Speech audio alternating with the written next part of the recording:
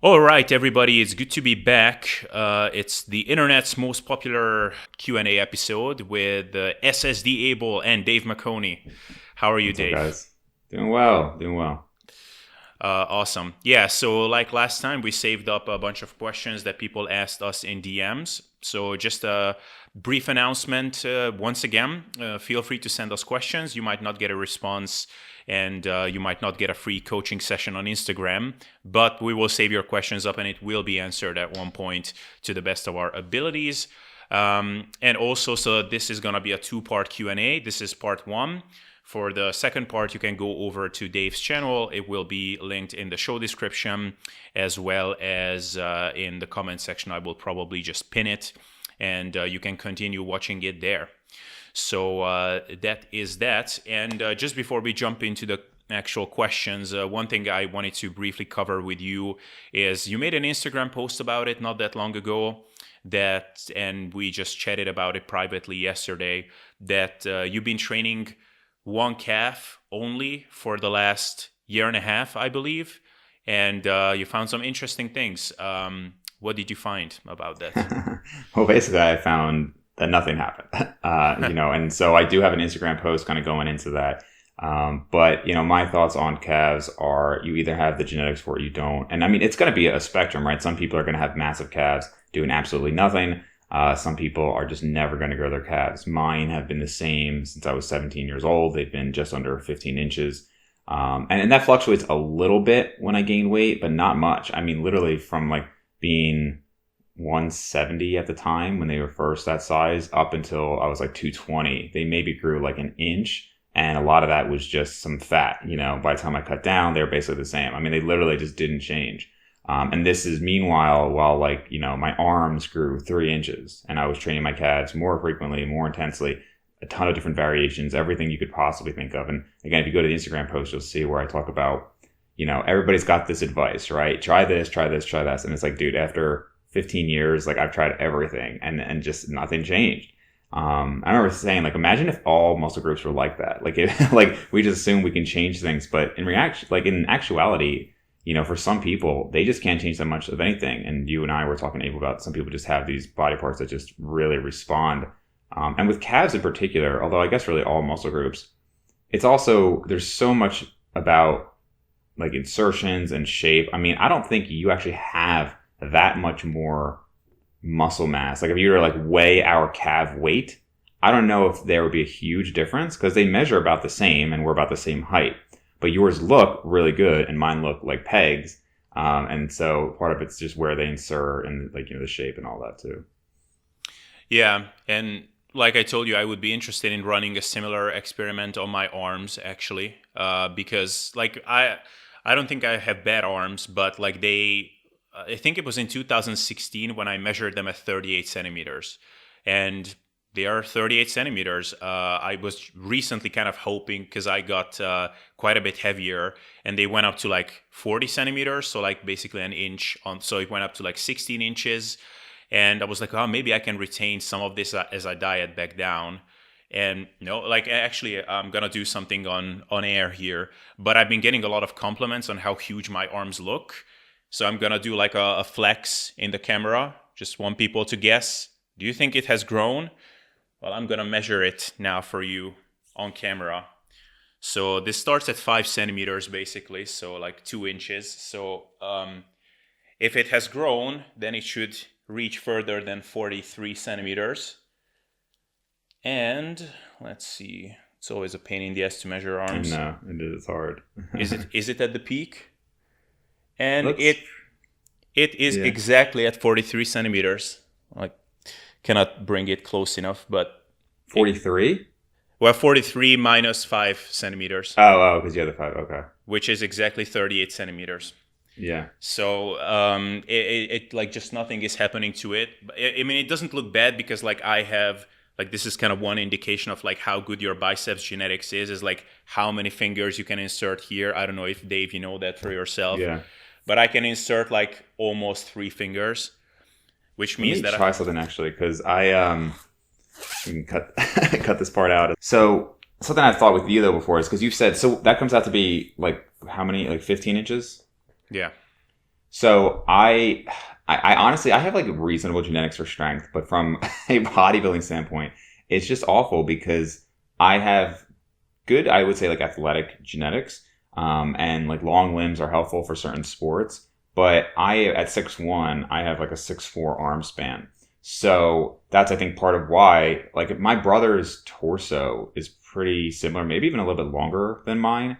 But he has these like short, stubby, not short, but like, shorter, arms and legs. And so his quads, like his thighs, measure 1 or 2 inches smaller than mine, but look significantly bigger. His arms look probably my size, and they're at least an inch smaller.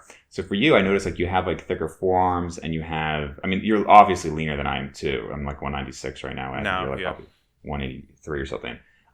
So I just measured my arms this morning, and they're between 16 and a half and 16.75. So That's at good. least like an inch and a half bigger.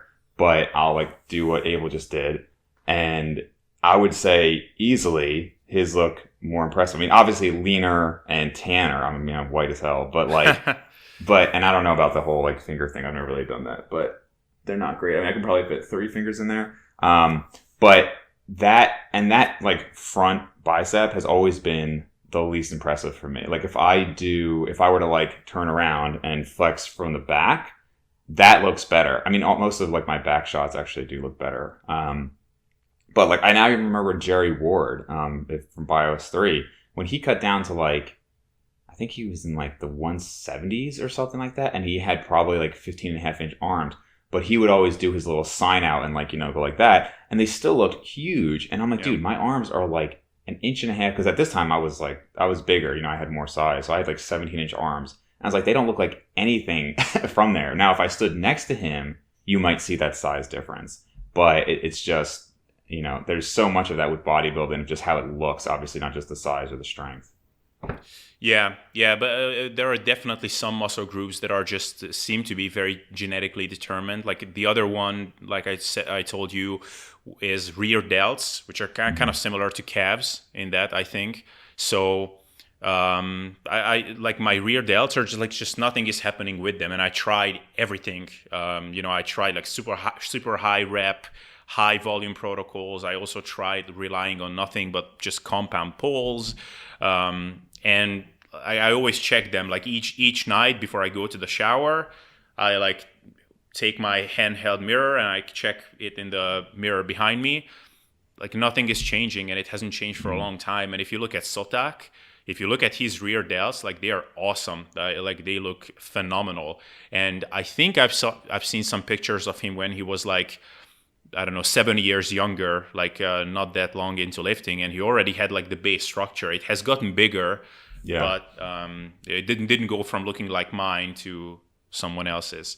Yeah. So But even like, Paul Canoe, who's got like insane genetics. I mean, he said himself that his arms have been about the same size for like 5 years, like he's a IFBB pro, but, he had his amazing gains. And more or less, he's kind of in the same. Now, obviously, he uses sports supplements, and so he can grow further from there. But even he has said, like, he's kind of about the same like overall size. And for him, it's more about like, coming in more conditioned and working on posing and stuff like that. But it's yeah, still been about the same.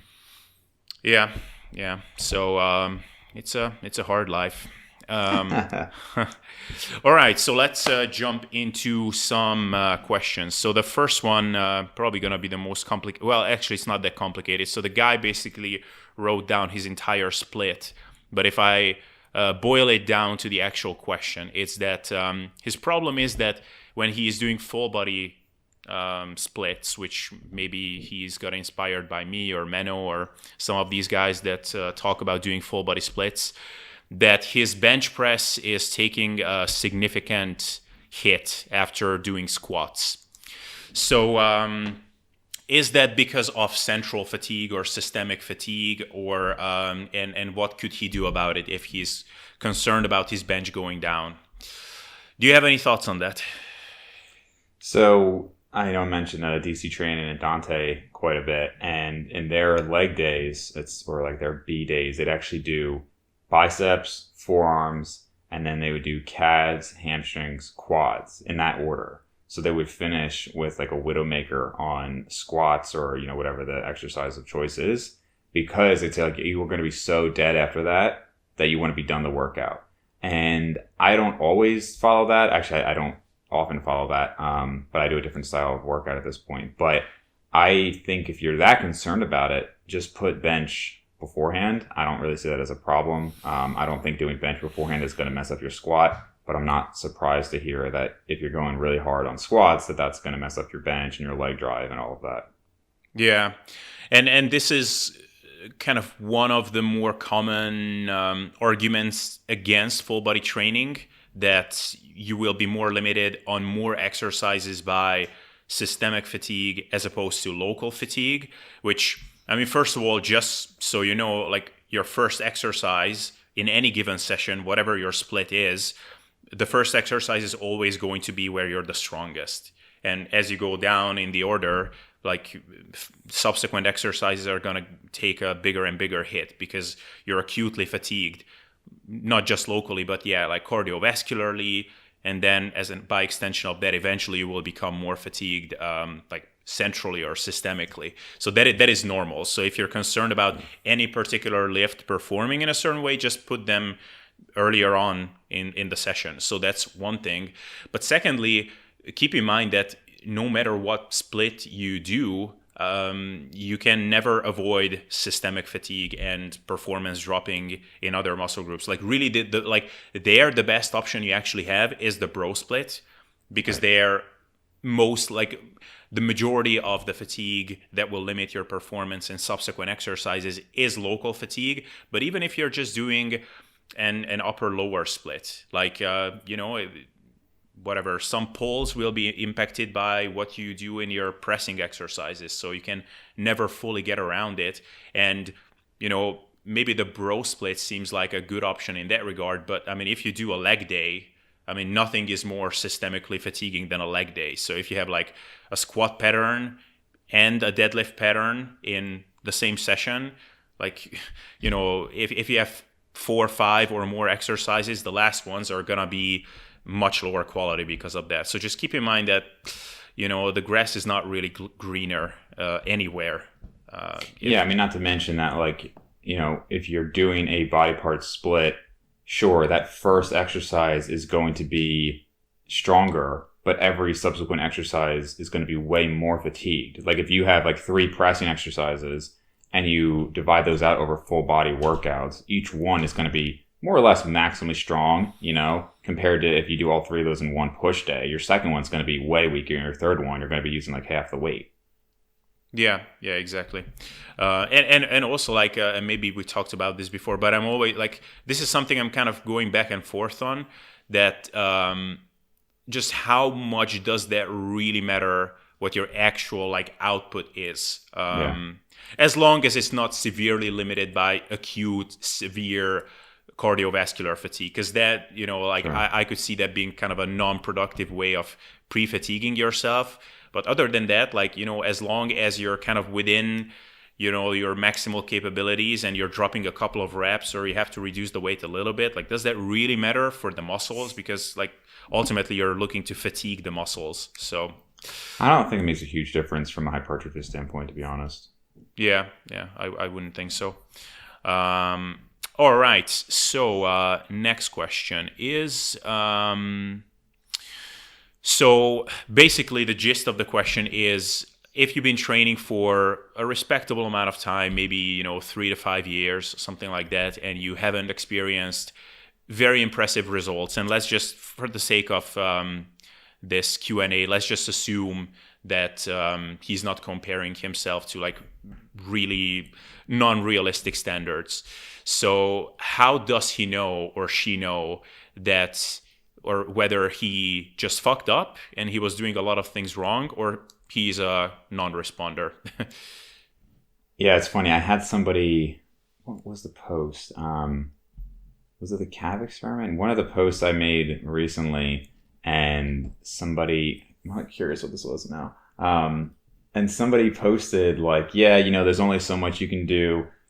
I actually have like horrible genetics, and eventually I think it was, I'll find it. But anyway, the guy was saying how, you know, I've even had a coach give up on me because, we just weren't making gains. So I go and look at his profile and he's huge. Like he's probably enhanced. So maybe he means that like he put everything into it, and even being enhanced, it wasn't like that great. But like, dude, the guy, it was big, like way bigger than me or you. I mean, I was like, what are you talking about? Like most people will never ever be this size. So part of it could be perception, right? Like, what are you comparing to? Like, yeah, maybe compared to Ronnie Coleman, this guy is small, but like, I've actually never seen somebody this big think, well, other than Ben Pekulski, think that he doesn't have good genetics. I mean, it was just nuts. But anyway, so yeah, that's one, like having realistic expectations. But two, like, I mean, if you've been doing this for 3 to 5 years or whatever it is, have you been following, podcasts and following this like fitness space and everything? Because at that point, you should kind of know what's generally good and what's bad. You know what I mean? I mean, and frankly, as long as you're consistent, I mean, if you're consistent in the gym and consistent with eating in a calorie surplus, that's most of what you need in those first 3 to 5 years to know how you respond. So, every once in a while, you'll find somebody where like something was way off, like they were actually training really hard, but their calories, they were just not eating because they just felt they need to stay lean. Or maybe they were one of the rare actual cases of somebody being hypogonadal. Something was off, but for the most part, I mean, you're going to make noticeable gains in the first 3 to 5 years. So if you're not, maybe you're not having a great response in general. Yeah. And this is, so basically I would echo what you just said. So the diet being off is seems to be a bigger deal than I used to think. So someone could be actually training pretty intelligently, but maybe was always chasing leanness and was scared to just eat. And that seems to be quite detrimental, especially in the first like couple of years. Like it can hold you back significantly. That definitely happened to me. Training, like people definitely fuck around a lot, and this is something that I mentioned on a podcast that we appeared on recently together, which I don't know when it's gonna be out, but I mentioned that like looking at their strength levels often tells me quite a lot. So when I see that someone is complaining about not having grown very much, but then I see that okay, their strength levels are not even reaching what would be considered intermediate levels. If you look at one of these sites like the EXRX database, I'm almost relieved, because that indicates to me that okay, like even if you're a low responder, like it's rare to see that someone is also like a super mega low responder in terms of strength gains. So usually even those with not so great genetics for muscle growth can still gain some respectable amount of strength. So it's probably a bigger worry. Maybe not. That's not the best word, when somebody's like super strong but doesn't even look like they lift, which I've seen happen in some rare cases. So that's another thing I would say there. Yeah, no, that's a good point. Yeah. All right. So next question basically boils down to, and I think this was in response to maybe some of my videos and also in response to some of my posts, that the person wants to diet and wants to make the diet easier by eating a lot of these high fiber, low calorie, high volume foods, but just hates being bloated. And that's just something that he cannot put up with. So what would be our best tip basically for someone who wants to eat a lot of, or wants to be less hungry, but just cannot tolerate a lot of fiber? What do you think? Stop dieting. Basically, yeah. Is this your question, Abel? I mean, if you're saying you're trying to eat a lot of fibrous, high volume foods, I mean, high volume doesn't necessarily have to mean super high fiber. I mean, most of the time, yes, it does. But there are some options that aren't like super high in fiber that you're still going to get a lot of volume. You can have like really big shakes, and that I find that helpful. Although if you have them later in the day, you'll be peeing all night. But for the most part, I mean, if you're dieting, I've never found a way to diet and not be hungry. I mean, it's going to happen. You can mitigate it a little bit, but I think part of it, depending on how deep into the diet you are, is just like accepting it. Like I remember Alberto Nunez talking about that. And it's like, you can kind of get into this never-ending chase to like not be hungry, and now you're eating like a whole pack of sugar-free gum every day. You're drinking tons of diet soda. You're having all this sugar-free Jell-O. You're eating giant salads, and like you're still kind of hungry. and bloated, and maybe you're a little bit less hungry, but now you're spending half your day making these foods and everything. Over time, I've gotten away from the diet sodas and all like the diet stuff. And I mean, I eat a lot of vegetables when I'm dieting, but I've also just kind of embraced the suck, I've heard, who said that? I've heard a few people say that. But anyway, it's something that I think you just have to deal with if you're going to be dieting for a while. I've not really found a way to circumvent that. Yeah, I mean, I think so on that kind of philosophical note, I think there's a happy medium there. So I think I think being of the mindset that, okay, I'm gonna be hungry no matter what, so I might as well just eat like bread and cheese and whatever, and just a couple of protein shakes, and like who cares about satiety management? I think that's kind of the other extreme. So like, yeah, sure. there are a lot of things that you can do to very sustainably and intelligently keep yourself less hungry, and you can make the diet so much easier. So to not make use of that would be foolish. And part of me is kind of when someone like Alberto says it, kind of the cynic in me says that, like, well, with your freaking calories, like even if you were to eat like bread and whatever pastries, even then you would probably eat a fairly high volume diet, Sure. just because you're dieting on over 3,000 calories. But I think where that mindset has validity is that you can definitely get into the point where like you end up thinking a lot more about the fact that you're dieting and that you're trying to not be hungry than actually just living life. And even if you manage to suppress your hunger, like you're not really gaining anything, because the mental stress is actually even higher because you're thinking about it more.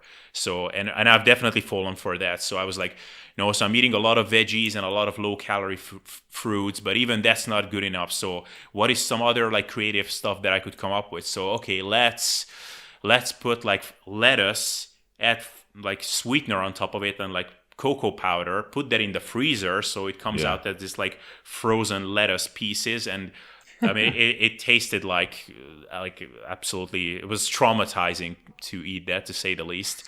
And like, and I ended up taking half an afternoon to come up with that genius idea. So there's definitely something to that. But as far as like reducing bloating, for one, some of that you just kind of have to accept. Like if you think that your stomach is going to look like on a carnivore diet or after eating like rice cakes, if you're eating a lot of veggies, like that's very naive. Like some amount of stomach distension and gas formation is inevitable if you're eating more fiber. Like that is just how it is. But what shouldn't happen is like this horrible gas and like your stomach hurting and things like that. And that's, in most cases, is just managing food intolerances. So a lot of people have some minor food intolerance, even if it's not something as severe as like celiac disease or something like that. FODMAP intolerances, or just some whatever compound in some particular plant food. That's very common. So I know for myself, like I probably have a FODMAP intolerance. So if I eat a lot of broccoli, like I get severely bloated, and it doesn't just go away after a couple of hours. Like it persists for like a day. If I eat a lot of apples, I get a lot of stomach ache, and I also get very bloated. So, if you manage that, then you might be able to just have a very like moderate amount of stomach distension, which kind of just comes and goes. So keep that in mind. Hey guys, just a brief interruption. I want to let you know that round 2 of my group coaching service has now opened up. In this coaching system, you will get a customized training and diet setup tailored for your needs, detailed guidance on training progression and diet management, and you will be able to interact with me and other members of the group, both in written format and on calls during the week. And for a limited time now, you can hop on a call with me and we can talk over your goals and see if you are a good fit for this. So if this sounds interesting to you, then check the link in the video or show description below and you can book a call with me. But if you would rather just send an email, you can also do that. Also check out the show description for that. All right, that's it. Let's continue with the show. Alrighty. So next question, I guess it's fairly simple. So basically the question is it okay to bench twice a week at roughly the same rep range or rep target, or would it be better to have two different rep targets? What do you think about that? I think yes, it's fine, but I also think yes, it would be better to have different rep ranges. I don't think either one's going to make a huge difference, but yeah, there's no problem benching twice a week for sure. And yeah, I mean, if you're doing like 6 to 8 reps and 6 to 8 reps, that's fine. I do think you're going to get some small benefits from maybe doing, let's say, like 6 to 8, and then another day like 12 to 15. Yeah, that's what I normally tell people. For one, it's probably good from like injury management perspective. Just if you're hitting something very heavy on one day, just go a bit lighter on another day, and like pattern overload and just repetitive overuse is gonna be a bit more mitigated. Twice a week training for the same exercise is probably not going to be that bad anyway, but just kind of better safe than sorry. And then also, maybe there's some potential mechanism there with hitting different muscle fibers with higher and lower reps. So I think it's just a safe bet, and it doesn't really cost anything. I actually did it just now. So I did heavy RDLs for like sets of 6, and I did a set of 13 today. I was only planning on 10, but I was surprisingly strong. So Nice. Yeah. All right. So the next one, I don't know if how productively we can answer that. Have you ever tried Versa grips? I have not. No. Yeah. So basically, he asked me like, what would be the difference between, or the benefit, pros and cons of using Versa grips or the Angles 90 grips. So I've never tried Versa grips. One of my clients on one of like the group calls this week actually showed me how the Versa grips work, and like everybody's talking about how amazing it is, but I just don't see like the geniusness of it just from looking at it. Like it has this very kind of short strap, and how it works is that you put the strap here, and as you grab onto the bar, it creates this like very like minimal, like basically like a lot of friction, so you can grip onto the bar much more strongly. Which is cool. It's smart, but I just don't see how it's that much better than any kind of normal strap. But anyway, so I'll just say a couple of things on the Angles 90 grips. So yeah, man, I got them for $50, and I actually got 2 of them because I'm scared that I'm gonna lose them.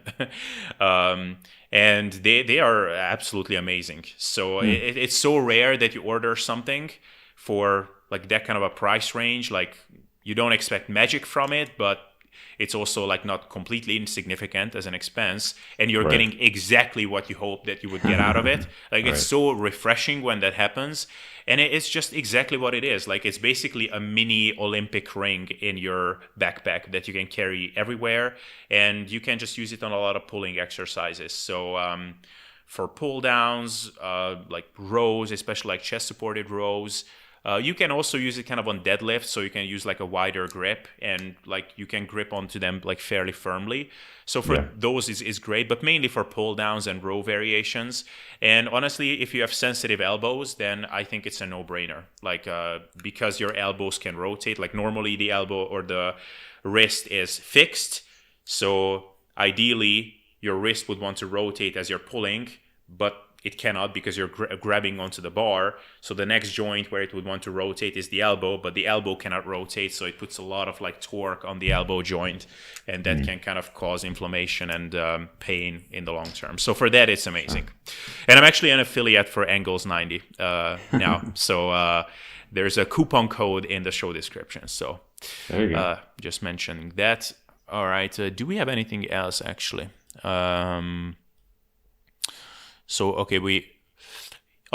basically this. So, basically the gist of the question is how much gains is he leaving on the table if he only eats 2 meals a day as opposed to like 4 or so? What do you think about that? I do think that that's probably less than ideal. I mean, I am a fan of intermittent fasting. I never really noticed any problems with it from a growth standpoint. When I've switched away from it and tried to eat, 6 meals a day or whatever, I just didn't notice any benefit. And that's having done that for a long time. But if you had a gun to my head, do I think you could grow on 2 meals a day? Sure. Do I think the end result after 15 years will be similar? Probably. But if somebody said, hey, you have to put as much muscle on somebody as possible in a year, I wouldn't have them eating 2 times a day. I'd probably have them eating like 4 times a day at least. Yeah, I mean, so basically the whole argument comes down to there's only so much protein in one given meal that your body can effectively use for synthesizing muscle proteins. So if you have only 2 meals a day and you're having, so let's say you need 200 grams of protein and you have 100 in each, like some of that protein is quote unquote wasted from a muscle building perspective. Like your body is still going to make use of it, is going to whatever use it for some structural remodeling in connective tissue or lay it down in, around your organs. Some of it is going to be converted into body fat, some of that is going to be converted into glucose, but from a muscle building standpoint, you're not gaining any more from 100 grams of protein than from 30 or 40. What I always have issue with there, and this is something that I want to ask from a couple of experts on the podcast, is, okay, so let's say I need 200 grams of protein per day. I woke up in the morning and I had 30 grams of protein. And let's say we are making the argument that you can only use 40 grams of protein per meal for my body weight. So, okay, so I had, say, 40 grams of protein in the morning, and something came up, whatever, like I had a terrorist attack, I had to fight off burglars, whatever. So until like my pre-bed meal, I couldn't eat anything. So if I can only use 40 grams of protein per meal, then would you say I might as well only eat 40 grams of protein in that pre-bed meal as well? Because the rest is going to be wasted from like a muscle building perspective? Or should I actually eat 160 grams of protein to make up for that 200? And I think most of these protein researchers would still say that no, I would like make up for your total protein requirements to some extent. Or maybe they wouldn't say that, but then what do we say about these people who eat, maybe 3 meals a day only, and they have like 3 really big protein feedings? Are they actually just wasting the rest of the protein? And in that case, what happens is that they are basically growing on less overall protein because they are wasting a bunch of it. So let's say they would need 200 and they're only making use of 120 grams of protein per day.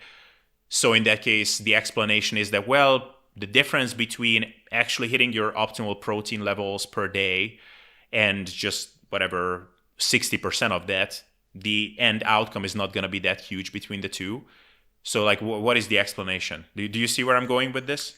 Sure. Yeah. I mean, again, I think it's like theoretical. Some of it is theoretical, but they'll show like in protein studies, like, well, okay, above 40 milligrams, 40 grams, this maximize muscle protein synthesis. But the problem is most of the time, well, there's a few problems. One, they're measuring protein synthesis, but they're not measuring protein degradation, right? And so it's obviously the companies show those too.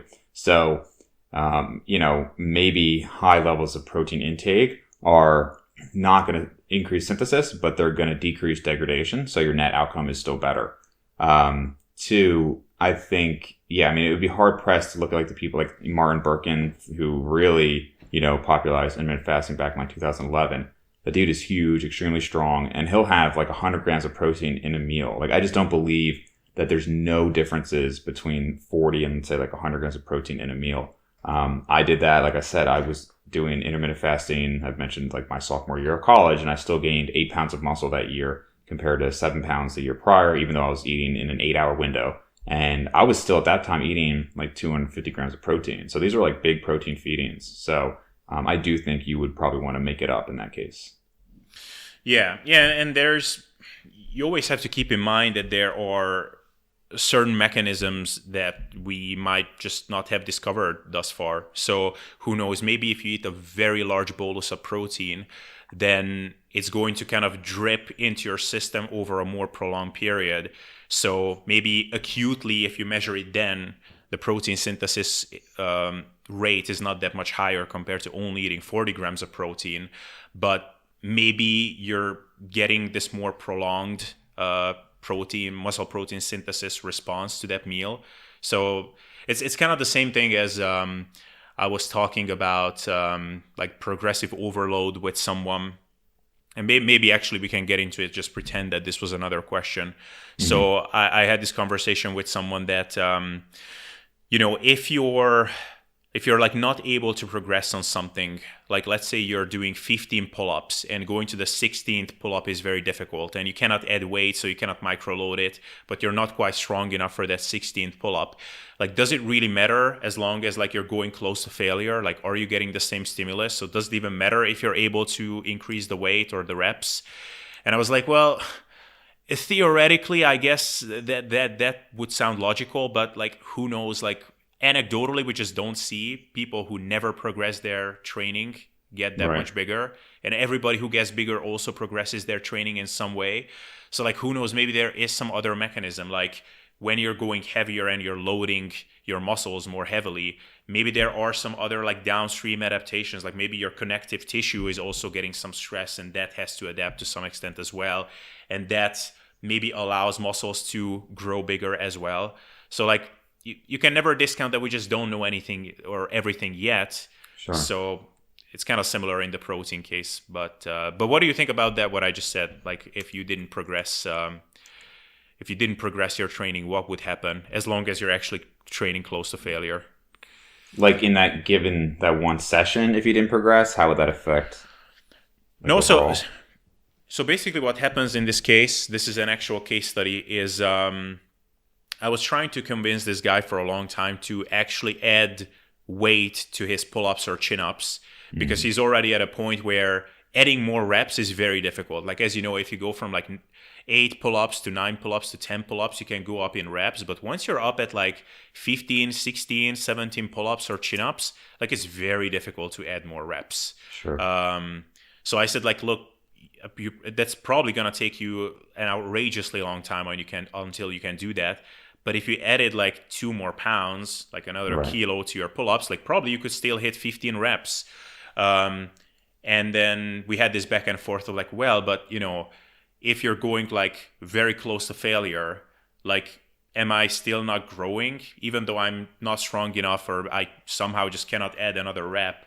I'm still getting the stimulus, right? Like if I'm going very close to failure. Yeah. Um, so yeah, what would you think of that? Well, I know, if you go back to like even like the Brian Haycock days, they would say that a given stimulus remains a stimulus for like 3 weeks, but that's really like in beginners, like you could have a beginner put on like the same weight and do it like 3 weeks in a row. Although why would you? Because they're also able to increase the weight much faster than that. I do think there's something to be said for, like you don't always have to increase weight every session. And I still think you could be having that stimulus. Like, let's say I did, I guess you can use pull ups. Like, let's say I did my body weight and my pull ups are hard for this example because like, let's just say you're staying the same weight, right? Same body weight. So you're 200 pounds and you're at 10 pounds added to you. If that was the first week you got that, then maybe like the next week you had, because then this is kind of why you told him to add little bits of weight, right? Like maybe he could have gotten to like the same reps with 12 pounds added, but he didn't do it. So he got the same reps because he stayed at 10 reps. Like you said, proportionally, adding a whole nother rep might be the equivalent of adding like 5 pounds. So maybe he got 2 pounds stronger and then 2 pounds stronger and then 1 pound stronger, but he didn't realize those gains until he was actually able to do either like a whole nother rep or actually add 5 pounds. You know what I mean? So Yeah. there could still be some like small progressions going on there, but without microloading, you're just not going to notice it. And yeah, I mean, I've done a few pull-up specialization phases, and I get from like 12 up to like 20 pretty easily, and then I get to like 22, 23, and then it's really hard to add. I've done one set of 30 in my life, and these are like very fast reps. Just trying to like bang them out. But be like, once you start getting to those low 20s, it's really hard to really add much there. It's quite fascinating, like why that is, because like first of all, on like pull-ups and chin-ups, like almost no, like most people don't get quite as strong as say on a bench press. And I have a hard time understanding exactly why that is the case. And also, like, it seems like almost irrespective of the person. Like, I don't see anybody banging out like 20 plus, like, very solid pull-ups or chin-ups. And honestly, I don't understand why. I would speculate that it's because, like, as you're getting very strong, your like work capacity actually tends to go down. And probably, like, it also has to do with body weight, like you're lifting heavier weights eventually. So, like, each rep is a bit more taxing.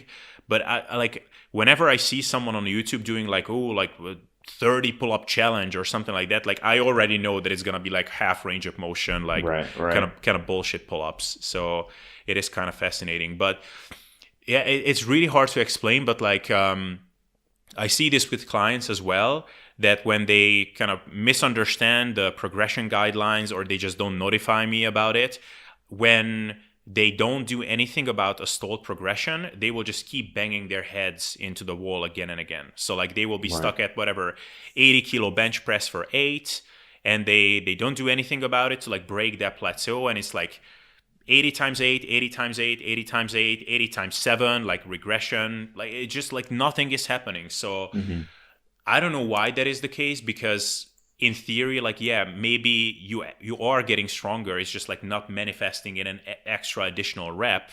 Right. But then still, like, the weight should become easier over time, and eventually you should be able to add another rep. But for some reason, I'm just not seeing that very often. I have a really hard time explaining why that's happening. So in practice, it just really seems like you have to be proactive about it. So you have to add weight, like, just increase the absolute stimulus in some way, and then you're past that plateau, and sometimes then you can progress linearly quite well for a while.